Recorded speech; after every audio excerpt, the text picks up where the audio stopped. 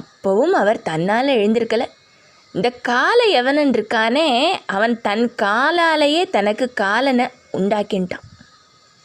அப்படி தானே, காலை வச்சு தானே உதஞ்சான். யாதவர்களுக்கு அவன் காலனாக இருப்பான்னு காலையவனன்னு பேர் வச்சா. ஆனால் அவன் தன்னோட காலை வச்சே தனக்கே காலனை வரவழைச்சுட்டான். ஒரே உதை ஓங்கி இந்த முசுகுந்த சக்கரவர்த்தியை உதஞ்சான்.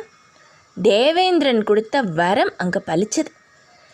உங்கள் தூக்கத்துக்கு நடுவில் யாராவது இடைஞ்சல் பண்ணி உங்களை எழுப்பினான்னா நீங்கள் எழுந்திருந்து அவளை ஒரு பார்வை பார்த்தா போரும், அங்கேயே அந்த க்ஷணமே அந்த எழுப்பினவன் சாம்பல் ஆயிடுவான்னு தேவேந்திரன் வரம் கொடுத்துருந்தாரே, அந்த வரம் அப்படியே பலிச்சுடுத்து.